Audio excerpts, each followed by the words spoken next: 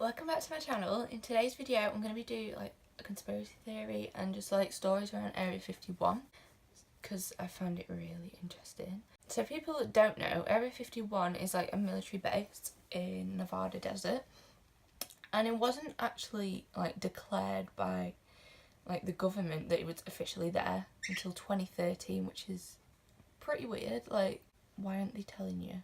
Like this, that it's literally been there since like the 1950s, and people have known that it's been there, but why just declare it like then? I just think it's so freaky. Like, I actually believe in aliens, but I don't at the same time.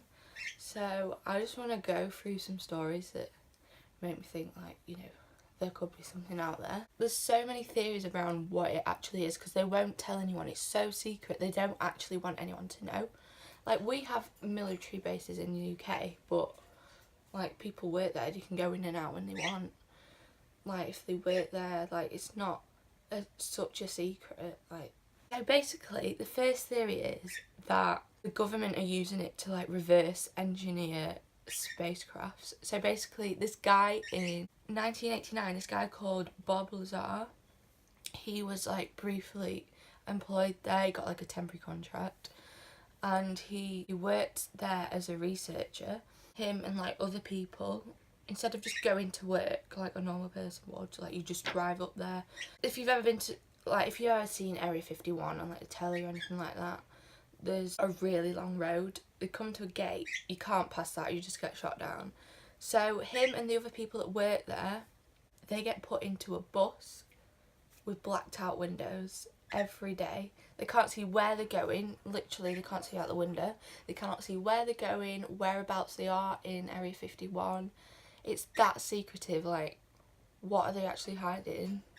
So he worked in a hangar, an aircraft hangar called S4, and apparently he claimed to have seen flying saucers like whilst he was working there. And he said that they were powered by antimatter, so like anti-gravity kind of technology that they were using. So basically, if you threw a ball at this aircraft, like a spaceship or whatever, like, it'd just come flying straight back at you. And they said the government were using aliens for military purposes to, like, I don't even know why, but like, that's a bit weird. The same guy, he thinks that like they're using Area 51 as a way to interrogate captured aliens. So basically, the same guy, Bob Lazar, when he was at work, he was guided down. Like, obviously you cannot just wander around Area 51 if you work there. You have to be like escorted everywhere. So he was guided down this hallway, and he just glanced through like a door, and he saw this grey man. We didn't know if it was a man. It didn't look right. And he had two men in white jackets stood next to him. Now that sounds like an alien to me. But as soon as he looked through that door, the security guard just shoved him out of the way and said, "Stop looking." And that was that. They're obviously trying to hide something, and I don't know. It's just a bit freaky, if you ask me. The other theories are that, so not everyone, people that have visited Area 51, like, if you're doing Route 66, it's kind of on the way, so quite a lot of people do it. But a lot of people that have gone to Area 51, like, months later, they've had kind of weird things happen to them. Like, not all have been abducted, but they've had like strange things. And there's a guy called Chris Augustine, and he claims to be abducted by aliens after visiting Area 51. On the 17th of July 1999, he saw a triangular craft like in the sky over Washington in New Jersey, and that kind of got him interested in aliens because he kind of was adamant that this wasn't an aeroplane. And nobody else seemed to have seen it, so he kind of wanted to go to Area 51 to see kind of if there was anything else, because obviously like there's a lot of activity apparently going on down there. So on the 15th of August 2001, he went to Area 51. He parked his car up, he climbed a hill near the site of Area 51, and there wasn't a fence or anything, so he literally just climbed over. Then he realised a black helicopter was coming towards him. It kind of dived in front of him, and then it was circling around him for about 5-10 minutes. and then it just flew off. Like, I didn't even bother to stop him, which is a bit weird. Like, you think they'd be, like, if you go past them gates, just shoot you down, but like, it's not, I don't know. So then he crossed the border, he got into Area 51, got into the base, he wasn't challenged by anyone, nobody came up to him, and he apparently got evidence that there was some kind of alien activity going on there, that, you know, they were holding dead aliens in there, doing experiments and autopsies on them. So that was that, nothing else was said. 6 months later, February 2002, about 10 PM he was driving home from his girlfriend's house. He said he noticed there was a truck behind him. He put his favourite song on.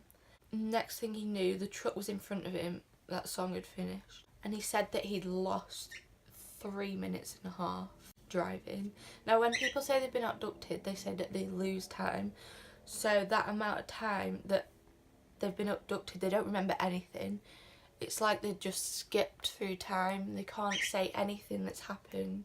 It's like everything's just been wiped from the memory. And you cannot trace back even a minute ago. You just can't remember it. That kind of felt weird to him. He kind of thought, you know what, there's something weird going on here, because he'd read things that people, they'd been missing times on quite a few abduction accounts, and they can last up to like hours. You cannot remember anything. He kind of brushed that off, but over the next few months he started to wake up with blood in his bed. He felt like he had a foreign object like under his left leg. He just felt like something was there, so he went to like the nearest emergency room. They gave him a scan. It turns out there was actually a metal implant in his leg, and to this day they literally don't know where that's come from, and he literally thoroughly believes he's been abducted by aliens. He started to predict who like was going to ring him up, what song was going to come on the radio, and he thinks like aliens have given him like psychic powers.